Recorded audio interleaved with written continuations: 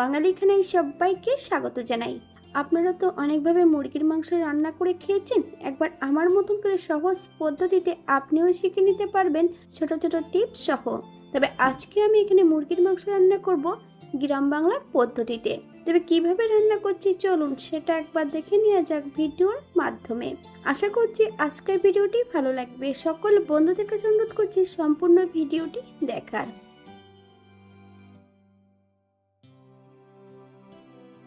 এতটাই সুস্বাদু হয়েছিল খেতে, আপনি একবার রান্না করলে বারবার রান্না করবেন। এখানে আমি আগের থেকে 1 কেজি চিকেন ধুয়ে পরিষ্কার করে নিয়েছি। মাংসগুলোকে এই পর্যায়ে আমি ম্যারিনেট করে নেব। 1 চামচ কাশ্মীরি লঙ্কার গুঁড়ো, 1 চামচ হলুদের গুঁড়ো, 1 চামচ লবণ। আপনার স্বাদ অনুসারে লবণটা অ্যাড করবেন। বেশ কিছুটা কাঁচা সরষের তেল অ্যাড করব। তবে টক দইয়ের কিন্তু আমি আগের থেকে জলটা ঝরিয়ে নিচ্ছিলাম। এই পর্যায়ে সম্পূর্ণ মাংসগুলোকে বেশ ভালো করে ম্যারিনেট করে নিতে হবে। 30 থেকে 40 মিনিটের জন্য মাংসগুলোকে রেস্টে রেখে দেব। আপনাদের হাতে যদি বেশি সময় থাকে আপনারা বেশি সময় রেখে দিতে পারেন। 40 মিনিট পর অপর দিক থেকে একটা কড়াইতে বেশ কিছুটা সরষের তেল অ্যাড করেছি। তেল গরম হওয়া পর্যন্ত অপেক্ষা করতে হবে।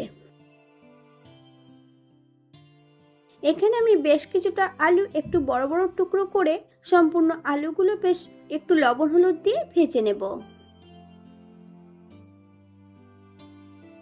এ পর্যায়ে তেল থেকে সম্পূর্ণ আলুগুলো তুলে নেব। আপনারা এর থেকে কম বেশি ভেজে নিতে পারেন। একই তেলে রান্না করব। ফোড়নে রেখেছি সাদা জিরে। ফোড়ন থেকে সুগন্ধ বেরোলে বড় সাইজের 2টো পেঁয়াজ বেশ সরু সরু করে কেটে নিয়েছি। সম্পূর্ণ পেঁয়াজের টুকরোগুলো অ্যাড করব। 1/2 চামচ লবণ।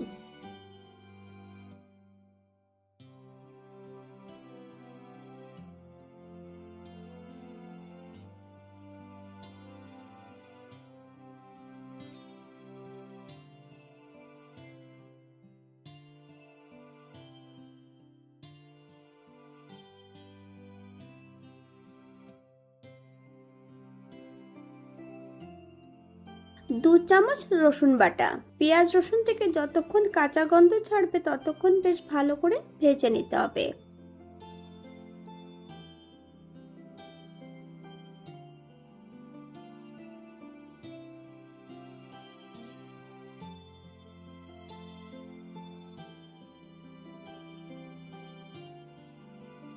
মিডিয়াম সাইজের একটা টমেটো এখানে সরু সরু করে কেটে অ্যাড করেছি। আপনারা যদি পছন্দ করেন তাহলে পরিমাণে বাড়িয়ে দিতে পারেন।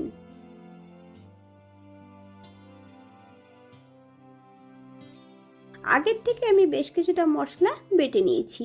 2 চামচ ধনে, বেশ কিছুটা শুকনো লঙ্কা আর বেশ কিছুটা আদা বেশ মিহি করে বেটে নিয়েছি। এই রান্নাটিতে কিন্তু আমি জিরে বাটাটা অ্যাড করব না। আপনারা যদি পছন্দ করেন তাহলে জিরে বাটাটা অ্যাড করতে পারেন।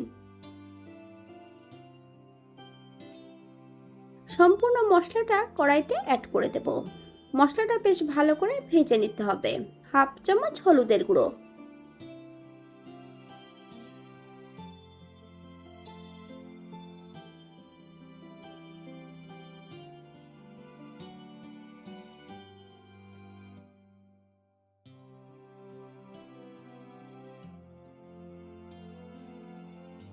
বাঙালি রান্না ঘরোয়া উপকরণ দিয়ে আপনাদের যদি রান্নাগুলো পছন্দ হয় তাহলে চ্যানেলটি সাবস্ক্রাইব করে দিয়ে পাশে থাকবেন। পাশে থাকা বেলটি বাজিয়ে দেবেন, নইলে নিত্য নতুন রান্নার নোটিফিকেশন পাবেন না। আমার এই চ্যানেলে আমিষ, নিরামিষ এবং বিভিন্ন ধরনের চিকেনের রেসিপি দেওয়া আছে। আপনাদের যদি পছন্দ হয় তাহলে চ্যানেলটি ঘুরে একবার দেখে নেবেন। মশলা ধোয়া বাটি থেকে বেশ কিছুটা জল অ্যাড করব। মশলাটা বেশ ভালো করে কষিয়ে নিতে হবে। অথবা মশলা থেকে যতক্ষণ তেল না ছাড়ছে ততক্ষণ বেশ ভালো করে মশলাটা কষিয়ে নেব।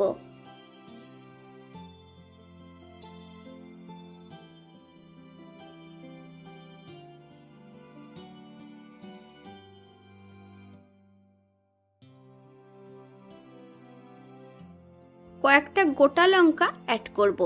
আপনারা যদি পছন্দ করেন তাহলে পরিমাণে বাড়িয়ে দিতে পারেন।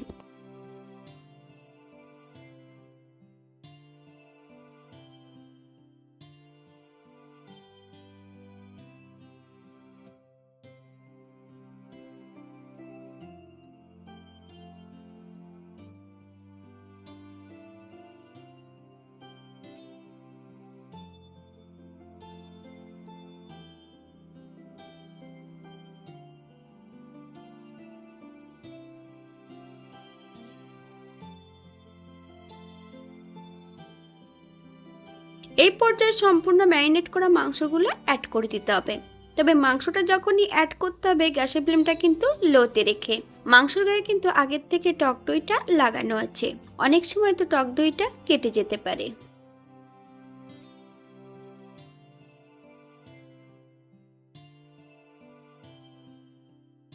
10 থেকে 15 মিনিটের মতন ঢাকা দিয়ে রেখে দেব।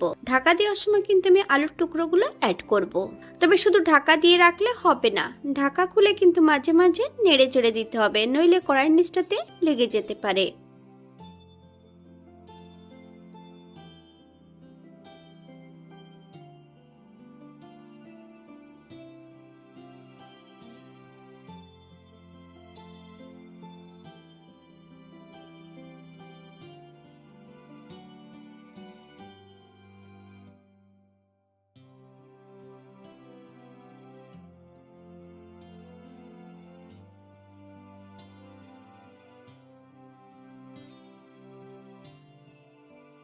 বেশ কিছুটা ধনেপাতা কুচি অ্যাড করব। আপনারা যদি পছন্দ করেন তাহলে পরিমাণে বাড়িয়ে দিতে পারেন।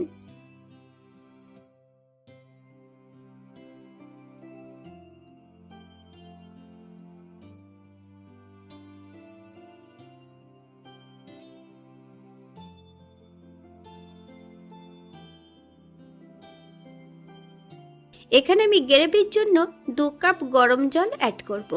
আপনাদের যতটা গ্রেভির প্রয়োজন আপনারা ততটা জল অ্যাড করতে পারেন। গ্যাসের ফ্লেমটা হাইতে রেখে 15 থেকে 20 মিনিটের মতন রান্না করে নিতে হবে।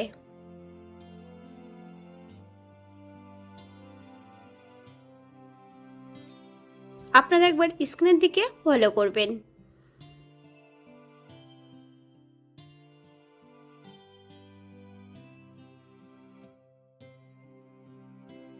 হাফ চামচ গরম মশলা গুঁড়ো, আপনারা যদি পছন্দ করেন তাহলে পরিমাণে বাড়িয়ে দিতে পারেন।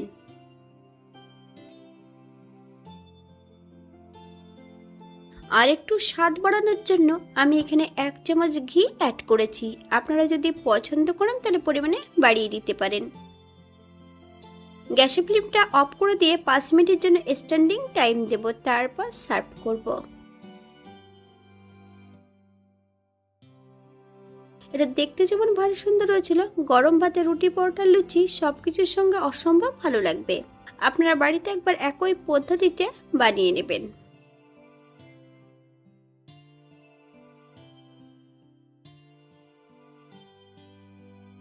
এখানে যে আমি উপকরণগুলো অ্যাড করেছি আপনারা এর থেকে কম বেশি করে নিতে পারেন। আজকের ভিডিওটি এই পর্যন্ত। সবাই সুস্থ থাকবেন, ভালো থাকবেন।